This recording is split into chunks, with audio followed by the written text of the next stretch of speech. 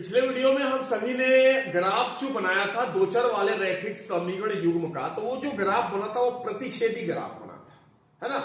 लेकिन अब इस वीडियो में हम लोग जो ग्राफ देखने वाले हैं वो समांतर ग्राफ देखने वाले हैं।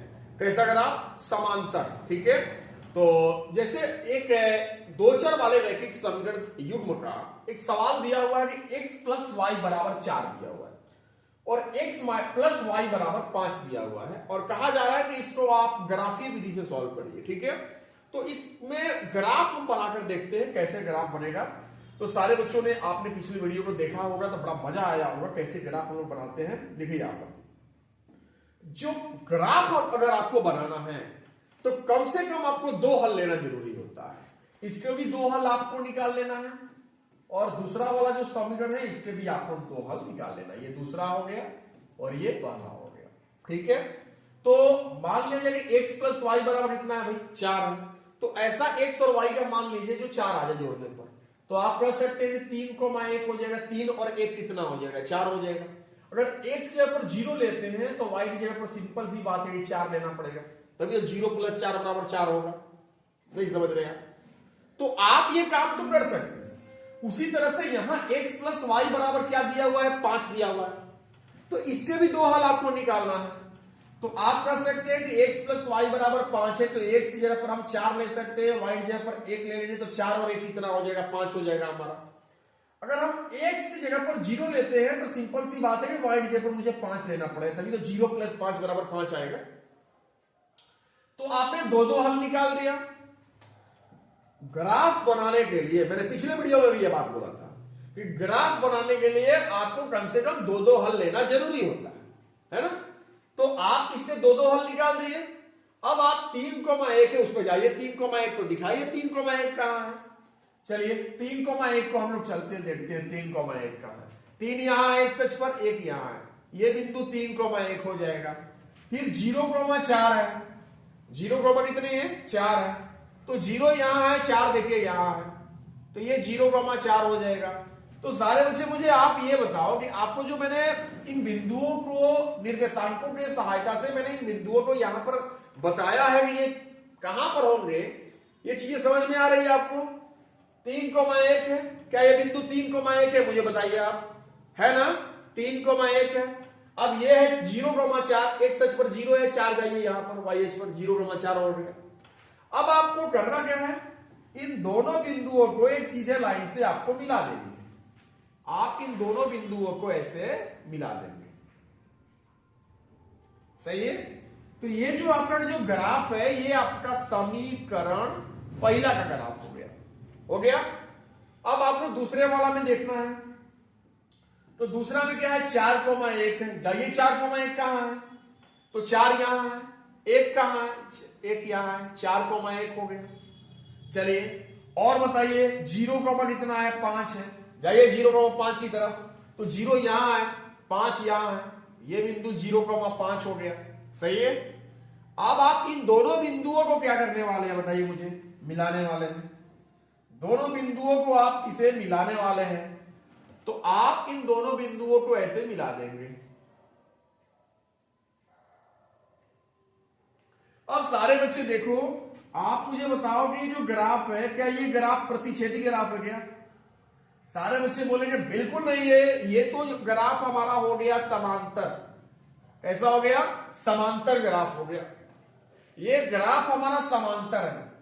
हमारा जो ग्राफ बना इसका कैसा बना? समांतर ग्राफ बना। सही बात है ना? ये ग्राफ कैसा बना? समांतर बना। और मैंने आपको समांतर के लिए एक शर्त बताया था आप सारे बच्चे कि ग्राफ समांतर तब बनता है, ग्राफ समांतर तब होता है जब a1 बटा a2 बराबर हो b1 बटा b2 के और ये बराबर ना हो c1 बटा c2 के, है ना। जैसे दिया हुआ सवाल हमारा x प्लस वाई बराबर दिया हुआ था 4 और x प्लस वाई बराबर दिया हुआ था 5, है ना। तो आप खुद बनाने से पहले भी चेक कर सकते हैं, यहां 1 से गुणा 1 1 है तो 1 बटा 1 हो गया। यहां भी 1 1 है तो 1/1 दोनों बराबर हो गया। लेकिन यहां पर देखें तो 4/5 है, तो सिंपल सी बात है ये बराबर नहीं होगा। तो हम लोग पहले ही डिसाइड कर लिया कि ग्राफ समांतर होता है तो ये वाली शर्तें लागू होती है। और आज देखिए कि आपके सामने जो ये ग्राफ बना हुआ है, आप ये ग्राफ जो बनाए हुए हैं, ये ग्राफ आपका समांतर है। कैसा है? समांतर है। यानी कि ग्राफ अगर समांतर होता है तो ये दोनों ग्राफ एक दूसरे को किसी भी बिंदु पर प्रतिच्छेद कभी नहीं करेंगे। या आप इसे किधर भी आगे की तरफ बढ़ाइए या पीछे की तरफ बढ़ाइए, ये कभी प्रतिच्छेद करने वाले नहीं हैं। तो कहा जाता है इसके कोई हल नहीं होगा, कोई हल नहीं होगा। अगर ग्राफ दो चर वाले रैखिक समीकरणों का जो ग्राफ है, दो चर वाले रैखिक समीकरण युग्म का जो ग्राफ है, अगर ग्राफ समांतर जा रहा है, समांतर जा रहा है, तो हम कहेंगे कि उसके एक भी हल नहीं होते हैं, उसके एक भी हल नहीं होते हैं। तो आई होप कि ये आपको सवाल समझ में आ रहा होगा कि इसमें कैसे समांतर ग्राफ बना है। एक और सवाल लेंगे, है ना, एक और सवाल लेंगे सारे बच्चे, मैं आपके सामने ला रहा हूं, ध्यान से सुनिएगा हमारी बातों को, देखिए। उससे पहले मैं अगर एक सवाल आपको यहां पर दे दूं, जैसे देखिए कि मैं लिखूं x प्लस वाई, अब बराबर में मैंने लिख दिया 7, है ना, और फिर मैंने लिख दिया कि x प्लस वाई बराबर में लिख दिया 5, और पूछा जाए कि इसका ग्राफ कैसा बनेगा। क्या ग्राफ इसका प्रतिच्छेदी बनेगा, कि समांतर बनेगा, कि समपाती बनेगा, है ना। समपाती एक ही लाइन के ऊपर दूसरी लाइन है। तो सारे बच्चे बिल्कुल आसान तरीका है, यहाँ 1/1 है, 1/1 हो गया, यहां भी 1/1 है, 1/1 हो गया, और यहां 7/5 है। सिंपल सी बात है कि ये वाली शर्त हमको यही बताती है a1/a2 बराबर b1/b2 बराबर ना हो c1/c2 के, तो ग्राफ हमारा कैसा बनता है? समांतर बनता है। और आज के सामने मैं ग्राफ इसका बनाकर दिखा रहा हूं, सुनना ध्यान से, ठीक है। देखिए, तो हमारा एक सवाल क्या था, क्या सवाल था हमारा? x प्लस वाई बराबर 7, x प्लस वाई बराबर 5, ठीक है। तो चलिए x प्लस वाई बराबर 7 है, x प्लस वाई बराबर 5 है, हमें ग्राफीय विधि से सॉल्व करनी है। और सारे बच्चों को पता भी है कि ग्राफ बनाने के लिए कम से कम आपको 2-2 हल जरूरी हैं। कितने हल जरूरी हैं? 2-2 हल आपको जरूरी है। बताइए आप, है ना, जरूरी। तो चलिए इसका हल बताइए।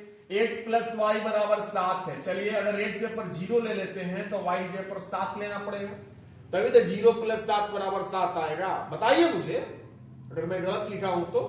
अरे भाई आप 6,1 ले सकते हैं, 6 और 1 7 नहीं होता है। आप 5,2 ले सकते हैं, 5 2 7 नहीं होता है। आप ले सकते हैं, ऐसा नहीं है ना। कोई भी आप अपने विवेक के ऊपर आप काम करिएगा। मैं अगर x जगह पर 7 ले लिया तो y जगह पर 0 लेना पड़ेगा, है ना। 7 प्लस 0 तभी तो 7 आएगा ना। इसमें उसी तरह से काम कर दीजिए, x की जगह पर मैं 0 ले लेता हूं तो y की जगह पर मेरा 5 आ जाएगा, और x अगर मैंने 5 ले लिया तो y की जगह पर 0 होना चाहिए। वैसे आप 3 2 ले सकते हैं भाई, 4 1 ले सकते हैं, आप 2 3 ले सकते हैं, है ना। आप 7 -2 ले सकते हैं, तभी 5 आएगा। ले आप कितना भी आप ले सकते हैं, लेकिन हमको तो ग्राफ बनाने के लिए कम से कम तो 2 हल भाई चाहिए, है ना। ग्राफ बनाने के लिए कम से कम 2 हल की हमें जरूरत है। अब जैसे देखिए यहां 0,7 है, जाइए 0,7 की तरफ, देखिए 0,7 कहां है इसमें, 0 यहां है, 7 कहां है, यहां है, ये हो गया 0,7। अब देखिए क्या है, 7,0 है, 7,0 पे जाइए तो 7 यहां है, 0 का मतलब यही हो गया। अब इन दोनों बिंदुओं को क्या करने वाले हैं, आप मिला देते हैं तो बन जाएगा हमारा समीकरण, पहला ग्राफ बन जाएगा। दोनों बिंदुओं को आप सारे बच्चे मिला देते हैं, हो गया। तो ये जो अभी अभी हमारा ग्राफ बना, ये हमारा समीकरण पहला का ग्राफ बन गया। अब हम आएंगे दूसरा में, 0,5, तो 0 यहां है, 5 जाइए, 5 यहां हो गया, 0,5 हो गया। अब 5,0 पे जाइए, 5,0 कहां है, ये है 5,0, अब इन दोनों बिंदुओं को भी क्या करने वाले हैं बताइए, मिलाने वाले हैं। इन दोनों बिंदुओं को भी क्या करेंगे हम लोग, मिला देते हैं।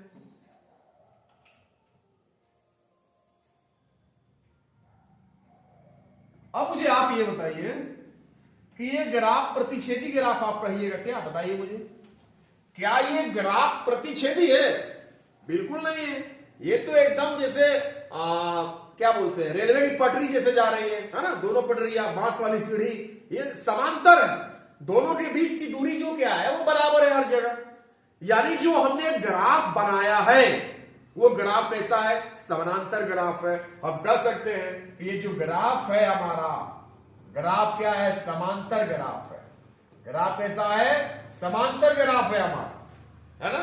और समांतर ग्राफ में कितने हल होते हैं, तो एक भी हल नहीं होता, क्योंकि एक भी बिंदु पर प्रतिच्छेद नहीं करेगा। तो हम कह देंगे कोई हल नहीं होगा, कोई हल नहीं होगा, कोई हल नहीं होगा। समानांतर ग्राफ के कोई हल नहीं होते हैं। सिंपल, कोई दिक्कत? बिल्कुल दिक्कत नहीं है। तो आपने इस सवाल को भी समझा, समानांतर ग्राफ हो गए। ग्राफ 3 प्रकार के होते हैं। पिछला वीडियो मैंने बनाया था ग्राफ वाला में, उसमें सिर्फ और सिर्फ प्रतिच्छेदी ग्राफ बन रहा था। इस वीडियो में सिर्फ और सिर्फ बनाएंगे समानांतर ग्राफ। एक और वीडियो आने वाली है जिसमें सिर्फ और सिर्फ संपाती ग्राफ आएगा, और फिर एक और वीडियो आएगी जिसमें तीनों ग्राफ नीचे कर दिया जाएगा। सही है? तो ये ग्राफ कैसा है, समानांतर ग्राफ है। सही है। एक और क्वेश्चन आपके बीच ला रहा हूं मैं, सुनिएगा ध्यान से सारे विषय। एक और ग्राफ हम लोग बनाएंगे, ठीक है।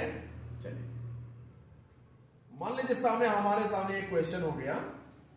एक क्वेश्चन में फिर लिखता हूं कि x प्लस वाई है ना, x प्लस वाई, और या ऐसे करते हैं, थोड़ा सा अलग लेते हैं, है ना, थोड़ा अलग लेते हैं।